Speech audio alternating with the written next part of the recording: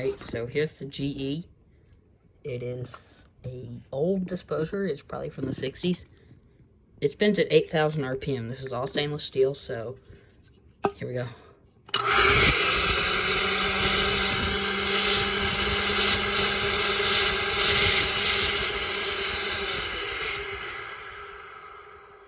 Yes, they do sound like a blender.